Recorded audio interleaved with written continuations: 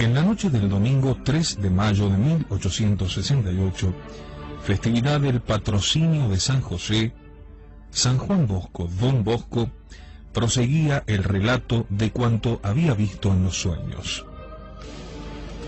«Debo contaros otra cosa», comenzó diciendo, «que puede considerarse como consecuencia de todo cuanto os referí en las noches anteriores.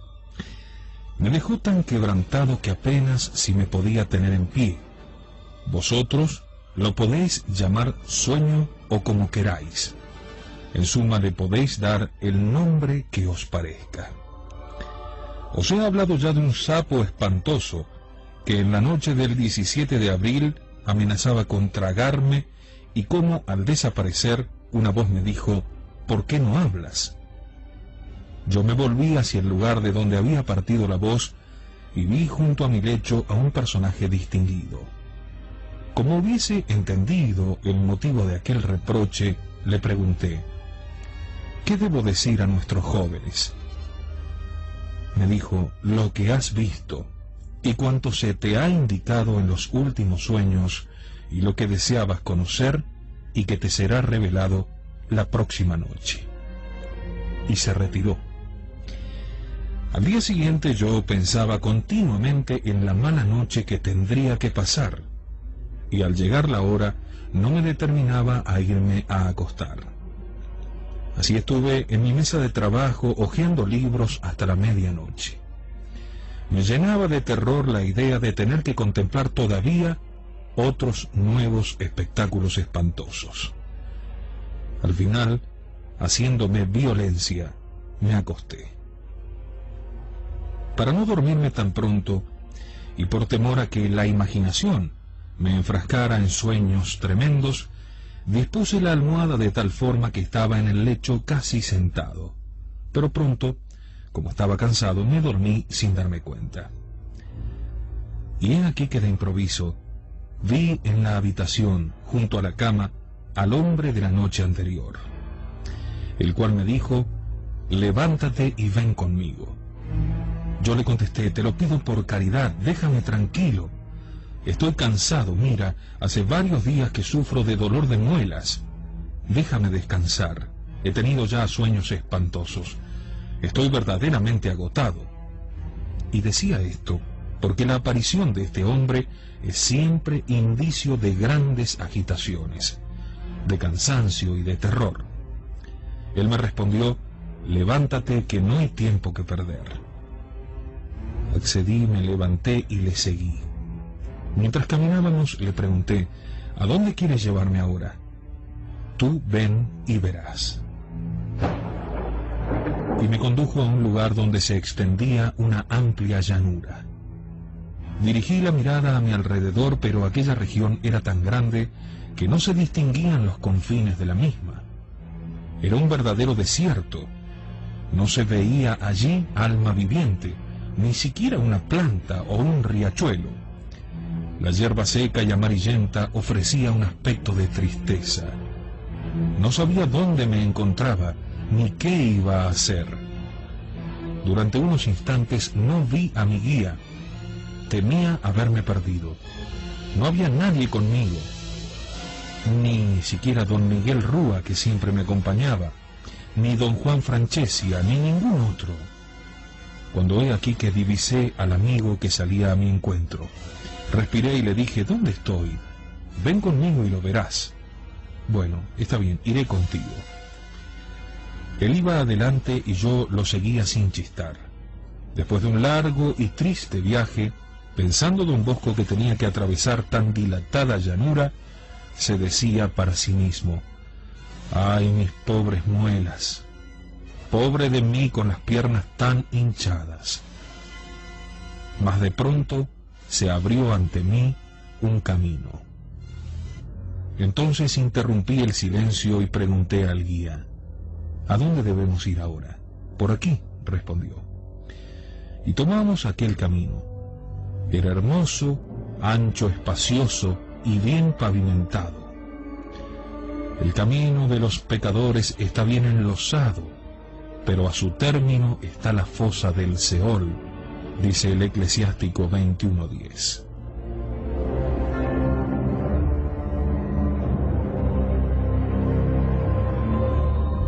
un lado y a otro de las orillas del foso flanqueaban dos magníficos setos verdes cubiertos de lindas flores. En especial despuntaban las rosas, entre las hojas por todas partes. Aquel camino a primera vista parecía llano y cómodo, y yo me eché a andar por él sin sospechar nada. Pero después de caminar un trecho, me di cuenta de que insensiblemente se iba haciendo más cuesta abajo, y aunque la marcha no parecía precipitada, yo corría con tanta facilidad que me parecía como ser llevado por el aire. Incluso noté que avanzaba casi sin mover los pies. Nuestra carrera era, pues, a esta altura ya veloz. Pensando entonces que la vuelta atrás por un camino tan largo hubiera sido muy fatigosa y cansada, le dije al amigo: ¿cómo haremos para regresar hasta el oratorio? No te preocupes, me respondió. El Señor es omnipotente y quiere que ahora camines. El que te conduce y te enseña a proseguir adelante, sabrá también llevarte hacia atrás. El camino descendía cada vez más. Proseguíamos la marcha entre flores y rosas, cuando vi que por el mismo sendero me seguían todos los jóvenes del oratorio, con numerosísimos compañeros a los que yo jamás había visto. Pronto me encontré en medio de ellos. Mientras los observaba, vi de repente que ora uno, ora otro caían al suelo y que eran arrastrados por una fuerza invisible hacia una horrible pendiente que se veía aún en lontananza y que luego los metía de cabeza en algo parecido a un horno. ¿Qué es lo que hace caer a estos muchachos?, pregunté al guía. Él me contestó con el Salmo 139. Cuerdas han tendido como red, trampas junto al sendero me han situado. Acércate un poco más, me dijo. Me acerqué y pude comprobar que los jóvenes pasaban entre muchos lazos, algunos de los cuales estaban a ras del suelo, otros a la altura de la cabeza. Los lazos no se veían, por tanto muchos de los jóvenes, al ir andando, quedaban presos por ellos, sin darse cuenta del tremendo peligro. En el momento de caer, daban un salto y después rodaban por el suelo con las piernas en alto, y cuando se levantaban corrían precipitadamente hacia el abismo. Unos quedaban presos por la cabeza, otros agarrados del cuello, algunos por las manos, otros por un brazo, aquel por una pierna, aquel otro por la cintura, e inmediatamente así agarrados, eran lanzados abajo. Los lazos colocados en el suelo parecían de estopa, apenas si eran visibles, semejantes a los hilos de una tela de araña, y al parecer totalmente inofensivos. Y con todo, pude observar que los jóvenes presos en ellos iban cayendo a tierra. Yo estaba atónito, y me dijo el guía: ¿sabes qué es esto? Debe ser un poco de estopa, respondí. Te diría que no es nada, añadió. No es más que respeto humano. Entretanto, al ver que eran muchos los que seguían cayendo en los lazos, pregunté: ¿cómo se entiende que sean tantos los que quedan prendidos en esos hilos? ¿Quién es el que los arrastra de esa manera? Y él me dijo: acércate más, observa y lo verás. Miré un poco y después dije: no veo nada. Mira mejor, repitió. Tomé en efecto uno de los lazos, tiré hacia mí y pude comprobar que venía el otro extremo. Tiré aún un poco más y no pude ver dónde acababa aquel hilo, pero me di cuenta de que yo también iba siendo arrastrado a través de él. Seguí la dirección del hilo y llegué a la boca de una espantosa caverna. Me detuve porque no quería penetrar en aquella vorágine. Tiré hacia mí con fuerza de aquel hilo y noté que cedía un poco, pero había que hacer mucha fuerza. Y he aquí que después de haber tirado mucho, salió fuera poco a poco un horrible monstruo que infundía espanto, el cual mantenía fuertemente agarrado con sus garras la extremidad de una cuerda a la que estaban ligados todos aquellos hilos. Este era quien, apenas caía uno en aquellas redes, lo arrastraba inmediatamente hacia sí. Entonces me dije: Es inútil intentar hacerle frente a la fuerza de este animal. No lograré vencerlo. Será mejor combatido con la señal de la Santa Cruz y con jaculatorias. Me volví, por tanto, junto a mi guía, el cual me dijo: ¿sabes ya quién es? Sí que lo sé. Es el demonio quien tiende estos lazos para hacer caer a mis jóvenes en el infierno. Examiné ahora con atención los lazos y vi que cada uno llevaba escrito su propio título: el lazo de la soberbia, de la desobediencia, de la envidia, del sexto mandamiento, del hurto, de la gula, de la pereza, de la ira. Hecho esto, me eché un poco hacia atrás para ver cuál de aquellos lazos era el que causaba mayor número de víctimas entre los jóvenes, y pude comprobar que eran los de la deshonestidad, la lujuria, la desobediencia y la soberbia. A este último iban atados otros dos. Después de esto vi otros lazos que causaban grandes estragos, pero no tantos como los dos primeros. Desde mi puesto de observación vi a muchos jóvenes que corrían a mayor velocidad que los demás y pregunté: ¿por qué esta diferencia? Porque estos son arrastrados por los lazos del respeto humano, me fue respondido. Mirando con mayor atención aún, vi que entre los lazos había esparcidos muchos cuchillos, que manejados por una mano providencial cortaban o rompían estos hilos. El cuchillo más grande procedía contra el lazo de la soberbia y simbolizaba la meditación. Otro cuchillo, también muy grande, pero no tanto como el primero, significaba la lectura espiritual bien hecha. Había además dos espadas. Una de ellas indicaba devoción al Santísimo Sacramento, especialmente mediante la comunión frecuente. Otra espada decía la devoción a la Virgen. Había también, claro, un martillo. El martillo decía la confesión. Y había otros cuchillos, símbolos de las varias devociones, a San José, a San Luis Rey, etc. Muchos con estas armas lograban romper los lazos al quedar prendidos o se defendían para no caer en ellos. En efecto, vi a dos jóvenes que pasaban entre los lazos de madera que nunca quedaban presos. Pasaban antes de que el lazo estuviese tendido, y si lo hacían cuando éste ya estaba preparado, sabían sortearlo de forma que les caía sobre los hombros o sobre las espaldas o en otro lugar, pero no lograba atraparlos. Cuando el guía se dio cuenta de que lo había observado todo, me hizo continuar el camino flanqueado de rosas, pero a medida que avanzaba, las rosas de los ligustros linderos eran cada vez más raras y empezaban a despuntar punzantes espinas.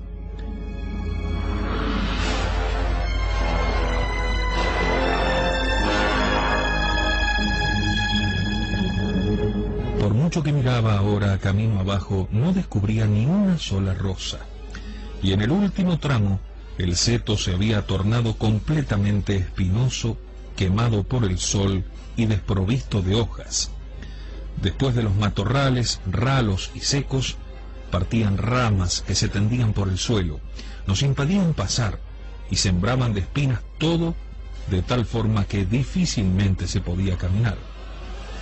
Habíamos llegado a una hondonada, cuyos ribazos ocultaban las regiones vecinas, y el camino que descendía cada vez más se hacía espantoso, poco firme, lleno de baches, de salientes, de piedras y de cantos rodados.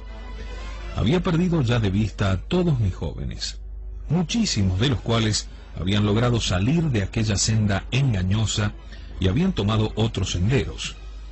Yo continué adelante. Cuanto más avanzaba, más áspera, más pronunciada era la bajada, de forma que algunas veces me resbalaba y caía al suelo, donde permanecía sentado un rato para tomar un poco de aliento. De cuando en cuando, el guía acudía en mi auxilio y me ayudaba a levantarme.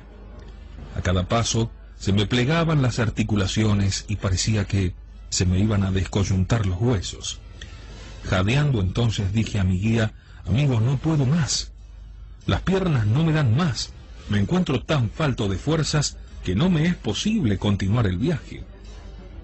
El guía no me contestó, sino que animándome, prosiguió su marcha, hasta que al verme cubierto de sudor y víctima de un cansancio mortal, me llevó a un pequeño promontorio que se alzaba en el mismo camino. Me senté, lancé un hondo suspiro y me pareció quedar un poco descansado. Entretanto observaba desde arriba el camino que había recorrido. Este camino parecía como cortado a pico, cubierto de guijarros y de piedras puntiagudas. Miré lo que me quedaba todavía por andar. Cerré los ojos de pavor y exclamé: «Oh, por favor, volvamos atrás. Si seguimos adelante, ¿cómo haremos para volver hasta el oratorio? Es imposible que yo pueda subir ahora esta cuesta». El guía me contestó resueltamente: «Ahora que hemos llegado aquí, ¿quieres quedarte solo?». Ante esta amenaza repliqué: «Sin ti, ¿cómo podría volver atrás o continuar el viaje?». «Pues bien, entonces, levántate y sígueme». Me levanté. Continuamos bajando. El camino se hacía cada vez más horriblemente abrupto, de forma que apenas si podía permanecer de pie. Y he aquí que al fondo de este precipicio, que terminaba en un oscuro valle, apareció ante nuestros ojos un inmenso edificio que tenía una puerta altísima y cerrada. Llegamos al fondo del precipicio. Un calor sofocante me oprimía y una espesa humareda de color verdoso surcaba el aire. Se elevaba sobre aquellos murallones, con el brillo de sanguinolentas llamas. Levanté mis ojos a aquellas murallas. Cada una de ellas eran más altas que una montaña. Entonces pregunté al guía: «¿Dónde nos encontramos? Dime, ¿qué es esta ciudad?». Me respondió: «Lee lo que hay escrito sobre aquella puerta». Miré y leí sobre la puerta: «Ubi non es redentio». Aquí no hay redención. Me di cuenta que estábamos ante las mismas puertas del infierno. El guía me acompañó a dar una vuelta alrededor de los muros de aquella tremenda muralla. De cuando en cuando, a una distancia regular, se veía una puerta de bronce como la primera, al pie de una peligrosa bajada. Cada una de ellas tenía encima una inscripción diferente: «Alejaos, malditos, al fuego eterno que está preparado para el diablo y para sus ángeles». Otra decía: «Todo árbol que no da buenos frutos será cortado y echado al fuego». Saqué la libreta para anotar aquellas inscripciones, pero el guía me dijo: «Detente, ¿qué haces?».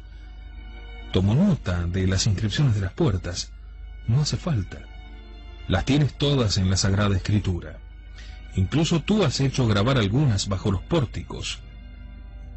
Ante semejante espectáculo, quise volver atrás, encaminarme hacia el oratorio, pero el guía no se volvió, a pesar de que yo había dado ya algunos pasos. Recorrimos un inmenso y profundísimo barranco y nos encontramos nuevamente al pie del camino pendiente que habíamos recorrido y delante de la primera puerta. De pronto el guía se volvió hacia atrás y con el rostro demudado y sombrío me indicó con la mano que me retirara, diciendo: «Mira». Tembloroso alcé los ojos hacia arriba.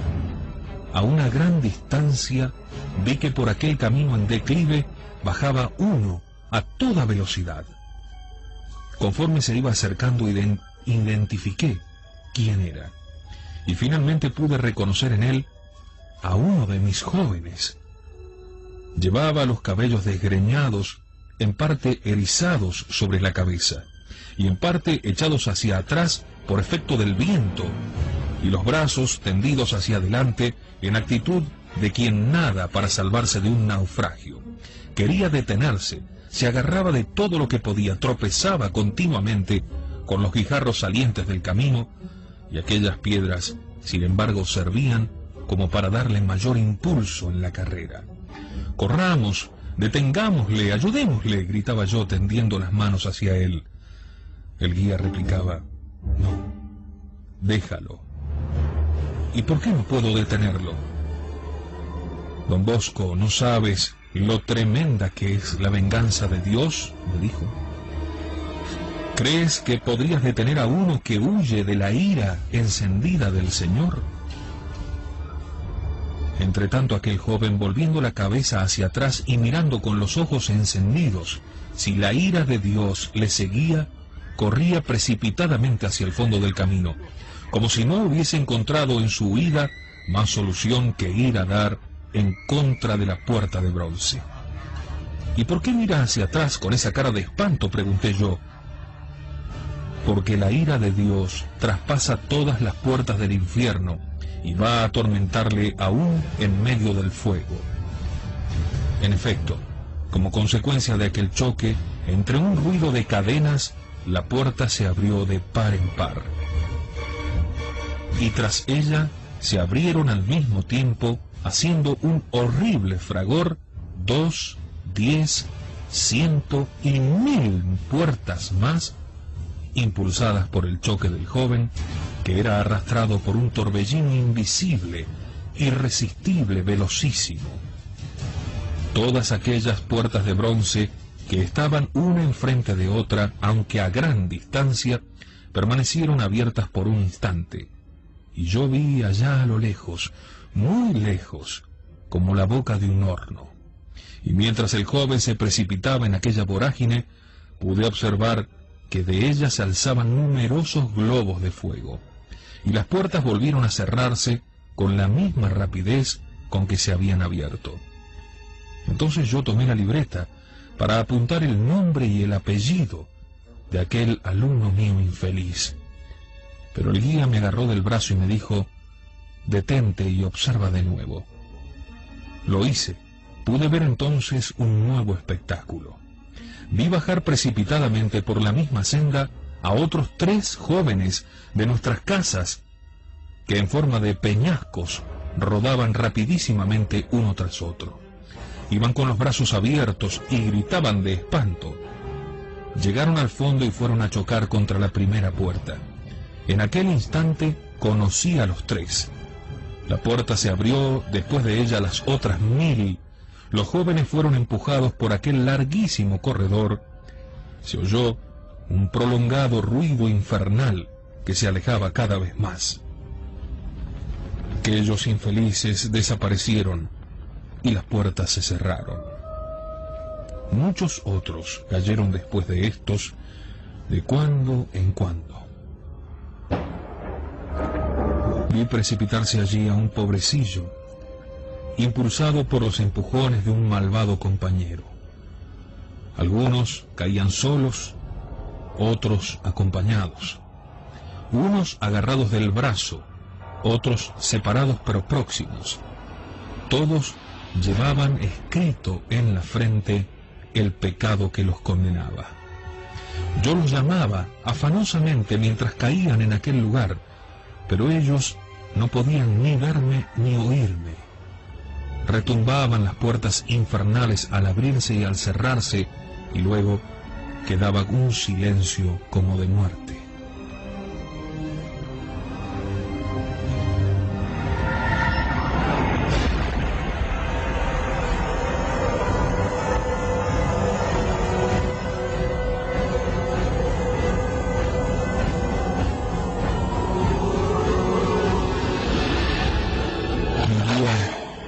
Mi guía me tomó del brazo y me dijo: «He aquí la causa principal de tantas condenas: los malos compañeros, las malas lecturas, las perversas costumbres».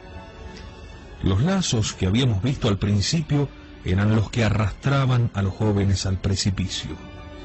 Al ver caer a tantos de ellos, dije con acento de desesperación: «Entonces es inútil que trabajemos en nuestros colegios, si son tantos los jóvenes que tendrán este fin. ¿No habrá manera de remediar la ruina de estas almas?». El guía me contestó: este es el estado en el que actualmente se encuentran. Si muriesen en él, vendrían a parar aquí sin remedio. Le dije, bueno, déjame entonces anotar los nombres, para que yo pueda avisarles y ponerlos en la senda que conduce al paraíso. ¿Y crees tú que algunos se corregirían si les avisases? Al principio el aviso les va a impresionar, después no harán caso, diciendo que se trata de un sueño de Don Bosco, y se tornarán peores que antes. Otros, al verse descubiertos, frecuentarán los sacramentos, pero no de una manera espontánea y con mérito, porque no proceden rectamente.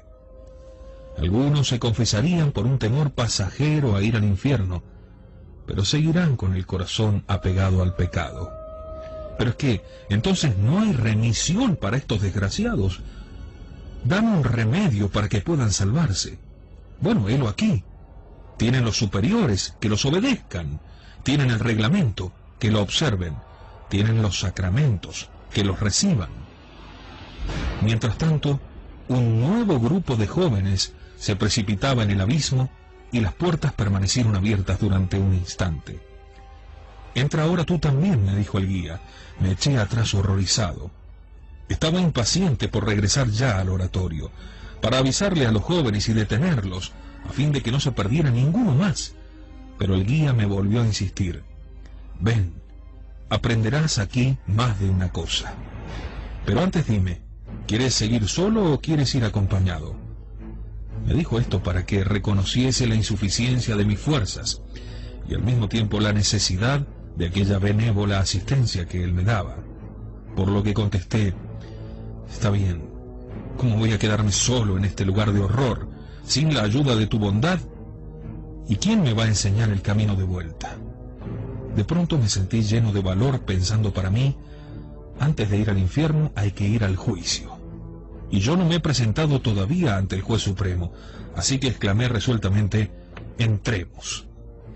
Y penetramos en aquel estrecho y horrible corredor. Corríamos con la velocidad del rayo. Sobre cada una de las puertas del interior lucía con la luz velada una inscripción amenazante. Cuando terminamos de recorrerlo, desembocamos en un amplio y tétrico patio, al fondo del cual se veía una portezuela fea, gruesa, la peor que había visto jamás, y encima de él se leía esta inscripción: «Los impíos irán al fuego eterno». Los muros estaban cubiertos de inscripciones en todo su perímetro. Pedí permiso a mi guía para leerlas y me dijo, «Haz como quieras». Entonces miré por todas partes. En un sitio vi escrito, «Pondré fuego en su carne para que ardan para siempre». Más allá decía, «Eran atormentados día y noche por los siglos de los siglos». En otro lugar, «Aquí todos los males por los siglos de los siglos». En otros, «Aquí no hay ningún orden, sino que impera el horror». Más allá, «El humo de sus tormentos sube eternamente». En otro lugar, «No hay paz para los impíos». Más allá, «Este es el clamor y el rechinar de dientes». Mientras iba alrededor de los muros leyendo estas inscripciones, el guía, que se había quedado en el centro del patio, se acercó y me dijo, «Desde ahora en adelante, nadie podrá tener un compañero que le ayude. Ninguno de ellos un amigo que le consuele, un corazón que le ame, una mirada compasiva, una palabra benévola. Hemos pasado la línea. ¿Tú quieres ver o probar?». No, quiero ver solamente». «Bueno, ven conmigo». Nos insertamos ya dentro. Tomándome de la mano me condujo ante la puertecilla y la abrió. Esta ponía en comunicación un corredor, en cuyo fondo había una gran cueva cerrada por una ancha ventana con un solo cristal que llegaba del suelo a la bóveda, y a través del cual se podía contemplar el interior. Crucé el umbral y me detuve presa de un terror indescriptible. Apareció ante mis ojos una especie de inmensa caverna que se perdía en las profundidades excavadas en las entrañas de los montes. todo lleno de fuego, pero no como el que vemos en la tierra con sus llamas en movimiento, sino de una forma tal que lo dejaba todo incandescente y blanco a causa de la elevada temperatura. Los muros, las bóvedas, pavimento, hierros, piedras, madera, carbón, todo estaba blanco y brillante. Aquel fuego sobrepasaba en calor millares y millares de veces al fuego de la tierra, sin consumir ni reducir a cenizas nada de lo que tocaba. No puedo describir esta caverna en toda su espantosa realidad. Mientras miraba atónito todo aquello, llegó por un pasaje con gran violencia un joven que, como si no se diera cuenta de nada, lanzó un terrible grito como quien está para caer en un lago de bronce hecho líquido, y se precipitó en medio de él. Inmediatamente se tornó blanco como toda la caverna y quedó inmóvil, mientras por un momento resonaba el eco de esa voz moribunda. Horrorizado contemplé un instante a aquel joven.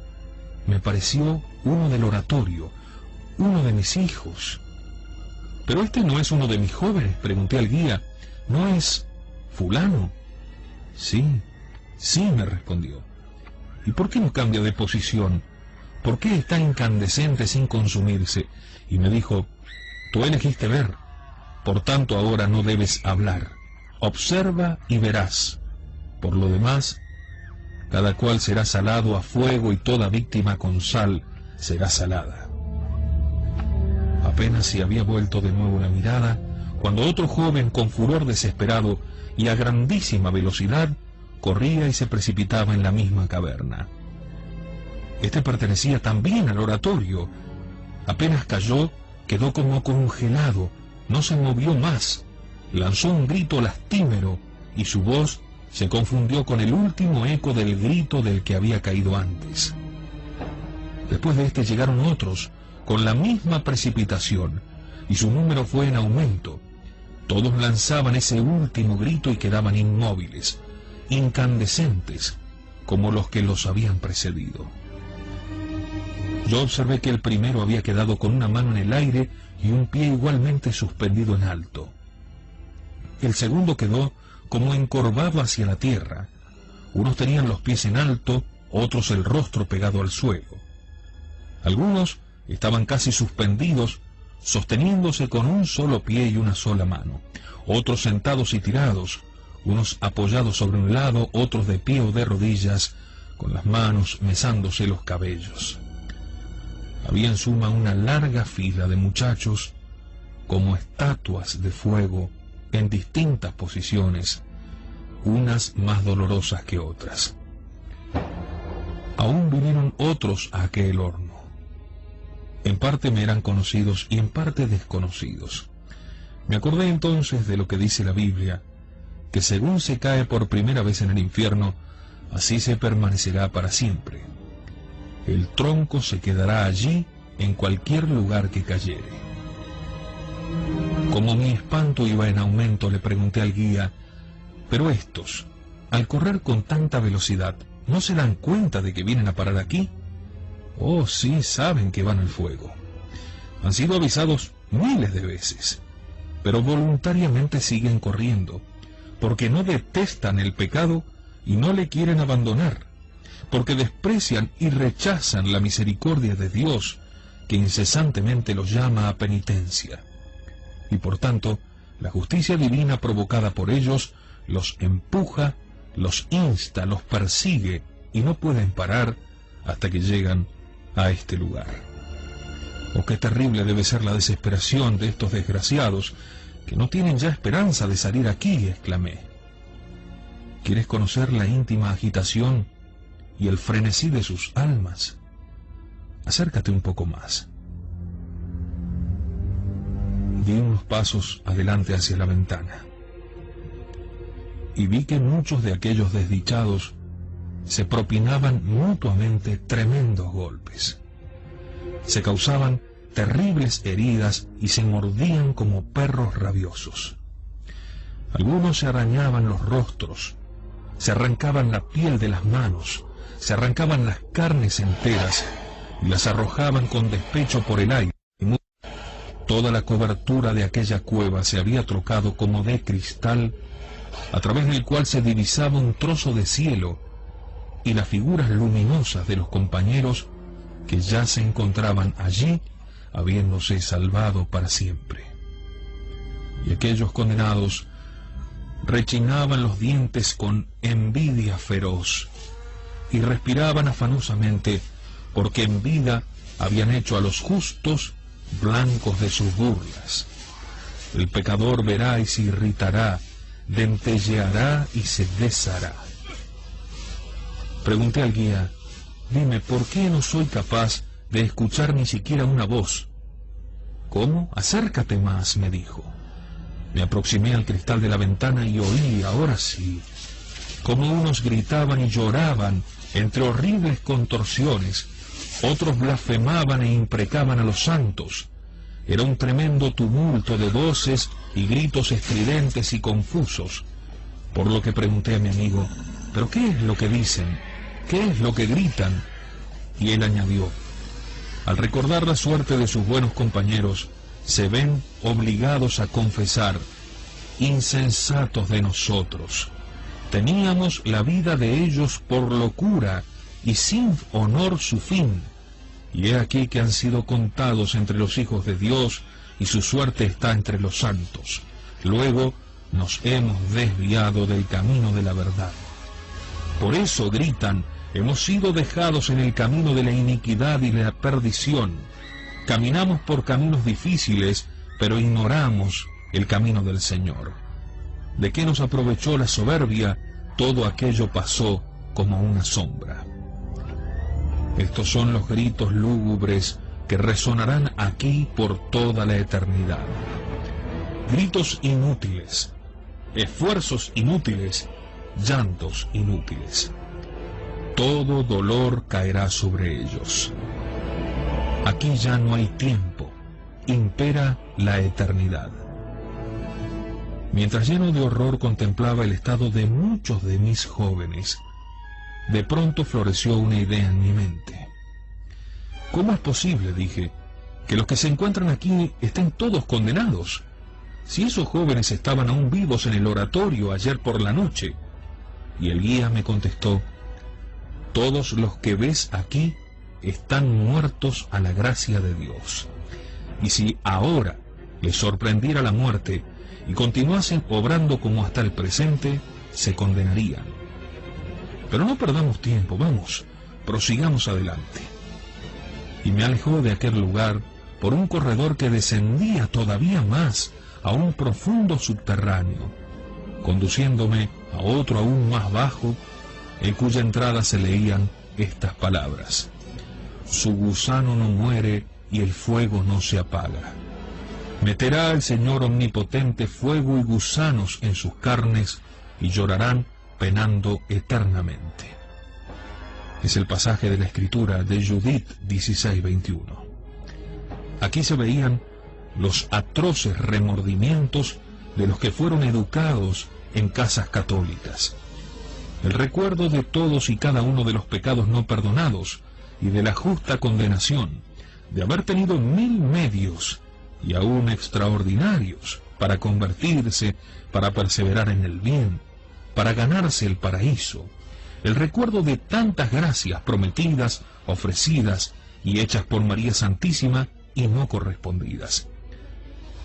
Y el haberse podido salvar a costa de un pequeño sacrificio y en cambio ahora estar condenado para siempre.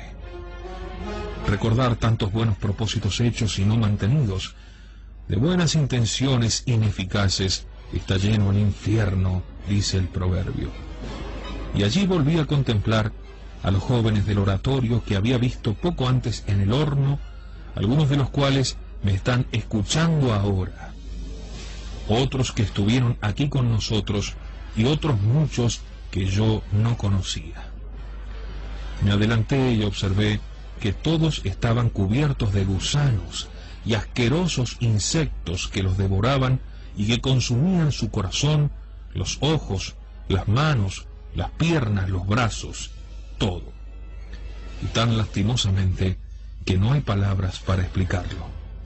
Permanecían inmóviles, expuestos a toda suerte de molestias, sin poderse librar de ellas en modo alguno. Yo avancé un poco más y me acerqué para que me viesen, con la esperanza de poderles hablar y que me dijesen algo. Pero ninguno me dirigía la palabra, ni siquiera me miraba. Pregunté entonces al guía la causa de esto y me respondió que en el otro mundo no hay libertad para los condenados. Cada uno soporta el castigo que Dios le impone sin ninguna variación, y no puede ser de otra manera. Y añadió: ahora es necesario que vayas a esa región de fuego que acabas de contemplar. No, no, repliqué. Para ir al infierno es necesario que antes pase por el juicio. Yo no he sido juzgado aún. No quiero entrar al infierno. Dime, ¿qué te parece mejor? ¿Ir al infierno y libertar a tus jóvenes, o permanecer fuera de él abandonándolos en medio de tantos tormentos? Desconcertado ante aquella propuesta, respondí: yo quiero mucho a mis jóvenes y deseo que todos se salven, pero no podríamos hacer de manera que no tuviésemos que ir allí adentro, ni yo ni los demás. Bien, contestó mi amigo, aún estás a tiempo, como también lo están ellos, con tal de que tú hagas todo lo que puedas. Mi corazón se ensanchó y dije para mí: no me importa el trabajo, con tal de que pueda librar a mis queridos hijos de tantos tormentos. Ven pues adentro, continuó el guía, y observa la bondad y la omnipotencia de Dios, que amorosamente pone en juego 1000 medios para inducir a penitencia a tus jóvenes y salvarlos de la muerte eterna. Y tomándome de la mano, me introdujo en la caverna. Apenas puse el pie en ella, me encontré de improviso transportado a una sala magnífica con puertas de cristal. Sobre estas, a regular distancia, pendían unos largos velos que cubrían otros tantos huecos que comunicaban con la caverna. El guía me señaló uno de aquellos velos, sobre el cual se veía escrito Sexto Mandamiento, y exclamó: la falta contra este mandamiento, he aquí la causa de la ruina eterna de tantos muchachos. Pero no se han confesado. Sí, se han confesado, pero las culpas contra la bella virtud las han confesado mal o las han callado a propósito. Por ejemplo, aquel cometió 4 o 5 pecados de esta clase, pero dijo que sólo había faltado 2 o 3 veces. Hay algunos que cometieron un pecado impuro en la niñez y que sintieron siempre vergüenza de confesarlo, o lo confesaron mal o no lo dijeron todo. Otros no tuvieron el dolor y el propósito. Algunos incluso, en lugar de hacer el examen, estudiaron la manera de engañar al confesor. El que muere con esta resolución, lo único que consigue es contarse en el número de los réprobos para toda la eternidad. Solamente los que, arrepentidos de corazón, mueren con la esperanza de la eterna salvación, serán eternamente felices. ¿Quieres ver ahora por qué te ha conducido hasta aquí la misericordia de Dios? Levantó el velo y vi un grupo de jóvenes del oratorio, a todos los cuales conocía, estaban condenados por esta culpa. Entre ellos había algunos que ahora en apariencia tenían buena conducta. Al menos ahora, le supliqué, ¿me dejarás escribir los nombres de estos jóvenes para poder avisarles en particular? No hace falta, me respondió. Entonces, ¿qué les debo decir? Debes predicar en todas partes contra la inmodestia.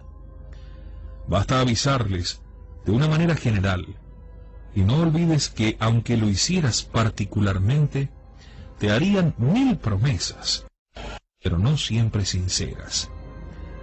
Para conseguir un propósito decidido, se necesita la gracia de Dios, la cual no faltará nunca a tus jóvenes si ellos se la piden. Dios es tan bueno que manifiesta especialmente su poder en compadecer y en perdonar. Oración y sacrificio, pues, por tu parte. Y los jóvenes que escuchen tus amonestaciones, que pregunten a su conciencia y ella les sugerirá lo que deben hacer. Y seguidamente hablamos, por espacio de casi media hora, sobre las condiciones necesarias para hacer una buena confesión. El guía repitió después varias veces en voz alta: avertere, apartar, apartar, me gritaba. ¿Qué quieres decir con eso? Que cambien de vida, que cambien de vida. Yo, confundido ante aquella revelación, incliné la cabeza. Estaba para retirarme cuando él me volvió a llamar y me dijo: no, todavía no lo has visto todo.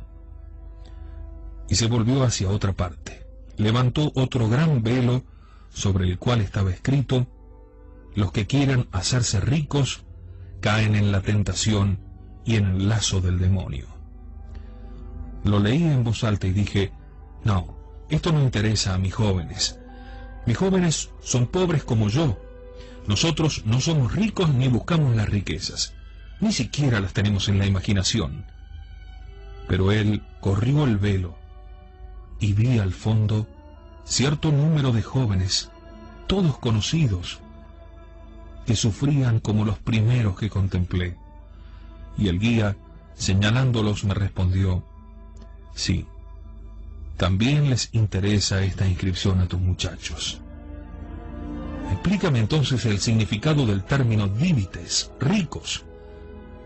Y él siguió diciendo: mira, por ejemplo, algunos de tus jóvenes tienen el corazón apegado a un objeto material, de forma que este afecto desordenado les aparta del amor a Dios, faltando por tanto a la piedad y a la mansedumbre. No sólo se puede pervertir el corazón con el uso de las riquezas, sino también con el deseo de las mismas, tanto más si este deseo va contra la justicia.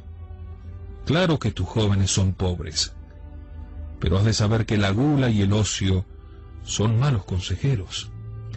Hay algunos que en el propio pueblo se hicieron culpables de hurtos considerables, y a pesar de que pueden hacerlo, no piensan en restituir. Hay quien piensa abrir la despensa con ganzúas, quien intenta penetrar en las dependencias del prefecto o del ecónomo. Está también aquel que registra los baúles de los compañeros para apoderarse de algún comestible, dinero u otros objetos, o aquel que hace acopio de cuadernos y de libros para su uso. Me dijo el nombre de estos y de otros más, y entonces él continuó: algunos se encuentran aquí por haberse apropiado prendas de vestir, ropa blanca, cubrecamas, capas que pertenecían al oratorio, y las enviaron a sus casas. Algunos por algún otro daño grave ocasionado voluntariamente y no reparado. Otros por no haber restituido objetos y cosas que les habían prestado. Alguno por haber retenido dinero que se le había confiado para que lo entregase el superior, etc. Y puesto que te fueron indicados esos tales, sí, avísales, diles que desechen estos deseos inútiles y nocivos, que sean obedientes a la ley de Dios y celosos de su propio honor de cristianos. De otra forma la codicia los va a llevar a mayores excesos que les sumergirán en el dolor, en la muerte y en la perdición eterna.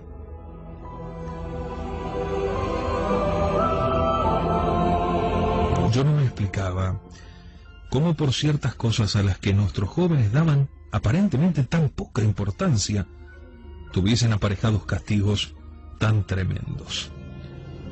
Pero el amigo interrumpió mis reflexiones diciéndome: recuerda lo que se te dijo cuando contemplabas aquellos racimos de la vid que se habían echado a perder. Y entonces levantó otro velo que ocultaba a muchos otros de nuestros jóvenes, a los que inmediatamente conocí y que están en el oratorio. Sobre aquel velo estaba escrito: raíz de todos los males. ¿Sabes qué significa esto? ¿Cuál es el pecado designado con esta inscripción? Me parece que debe ser la soberbia, respondí. No. Pues yo siempre he oído decir que la soberbia es la raíz de todos los pecados. Sí, en general se dice que es la soberbia. Pero en particular, ¿sabes qué fue lo que hizo caer a Adán y Eva en el primer pecado, por el que fueron arrojados del paraíso terrenal? La desobediencia. Exacto. La desobediencia es la raíz de todos los males. ¿Qué debo decir a mis jóvenes sobre esto? Presta atención. Estos jóvenes que ves aquí son los desobedientes, que se están preparando un fin tan lastimoso. Esos tales y esos cuales que tú crees que se han ido a descansar. En cambio, de noche se bajan a pasear por el patio, sin preocuparse de las prohibiciones del reglamento. Van a lugares peligrosos, suben por los andamios de las obras en construcción, poniendo en peligro incluso su propia vida. Algunos, pese a las normas de los reglamentos, van a la iglesia, pero no están en ella como deben. En vez de rezar, están pensando en otras cosas y se entretienen en fabricar castillos en el aire. Otros estorban a los demás. Hay algunos que solo le preocupa apoyarse, buscar una posición cómoda para poder dormitar durante el tiempo de las funciones sagradas. Otros, tú crees que van a la iglesia y en cambio no aparecen por allí. Ay del que descuida la oración, don Bosco. El que no reza se condena. Hay aquí algunos que en vez de cantar las divinas alabanzas y el oficio de la Virgen María, se entretienen en leer libros nada piadosos. Y otros, cosa verdaderamente vergonzosa, llegan hasta leer libros prohibidos. Y me siguió enumerando otras faltas contra el reglamento, origen de graves desórdenes. Cuando hubo terminado, le miré conmovido a la cara. Él me clavó sus ojos y me dijo: ¿qué has aprendido de todo esto? Yo le dije: dime, ¿puedo referir todo? Está bien, puedes decirle todo lo que recuerdes. ¿Y qué consejo he de darles para que no les sucedan estas graves desgracias? Debes insistir en que la obediencia a Dios, a la iglesia, a los padres y a los superiores, aún en las cosas pequeñas, logrará salvarlos. ¿Y qué más? Les dirás que eviten el ocio, que fue el origen del pecado de David. Incúlcales que estén siempre ocupados, sobre todo en la oración, pues así el demonio no tendrá tiempo para tentarlos. Incliné la cabeza y se lo prometí. Me encontraba tan turbado que le dije: te agradezco la caridad que has tenido conmigo y ahora te ruego que me hagas salir de aquí. Entonces él dijo: ven conmigo. Y animándome me tomó la mano y me sostuvo en pie, porque me encontraba verdaderamente agotado. Al salir de la sala y después de atravesar en un momento aquel hórrido patio y el largo corredor de entrada, antes de transponer el umbral de la última puerta de bronce, se volvió de nuevo a mí y exclamó: ahora que has visto los tormentos de los demás, es necesario que pruebes un poco lo que se sufre en el infierno. No, grité horrorizado. Él insistía, yo me negaba. No temas, me dijo. Prueba solamente. Toca este muro. Me faltaba valor para hacerlo y quería alejarme, pero él me detuvo insistiendo: no, a pesar de todo, digas lo que digas, es necesario que lo pruebes. Y aferrándome resueltamente por un brazo, me acercó al muro mientras decía: tócalo una vez al menos, para que puedas decir que estuviste visitando las murallas de los suplicios eternos y para que puedas comprender cuán terrible será la última si así se siente la primera. ¿Ves esa muralla? Me fijé atentamente. Pude comprobar que aquel muro era de espesor colosal. El guía prosiguió: es el 1.000.000 antes de llegar a donde está el verdadero fuego del infierno. hay 1000 muros como este que lo rodean. Cada uno tiene 1000 medidas de espesor y de distancia del uno del otro. Y cada medida es de 1000 millas. Este está a 1.000.000 de millas del verdadero fuego del infierno. Y por eso apenas es un mínimo principio del infierno mismo. Al decir esto, y como yo me echase atrás para no tocar, me agarró la mano, me la abrió con fuerza y me hizo golpear sobre la piedra de aquel 1000º muro. En aquel instante sentí una quemadura tan intensa y dolorosa que, saltando hacia atrás y lanzando un grito agudísimo, me desperté. Me encontré sentado en la cama y me parecía que me ardía la mano. La restregaba contra la otra para aliviarme de aquella sensación del sueño.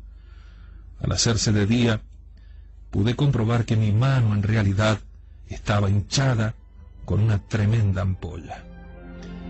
Y aquella impresión imaginaria de aquel fuego me afectó tanto que hasta cambié la piel de la palma de la mano derecha. Tened presente que no os he contado las cosas con toda su horrible crueldad, ni tal como las vi y de la forma que me impresionaron, para no causar en vosotros demasiado espanto. Nosotros sabemos que el Señor no nombró jamás el infierno sino a través de símbolos, porque aunque nos lo hubiese descrito tal como es, nada hubiéramos entendido. Ningún mortal puede comprender estas cosas. El Señor las conoce y las puede manifestar a quien quiera. Durante muchas noches consecutivas, y siempre presa de la mayor turbación, no logré dormir, a causa del espanto que se había apoderado de mi ánimo. Os he contado solamente un resumen de lo que he visto en sueños de mucha duración. Puedo decir que de todos ellos os he hecho un breve compendio. Otro día os hablaré sobre el respeto humano y de cuánto se relaciona con el 6º y el 7º mandamiento y con la soberbia. No haré otra cosa más que explicar estos sueños, pues están de acuerdo con la Sagrada Escritura. Aún más, no son más que un simple comentario de cuanto en ella se lee respecto a esta materia.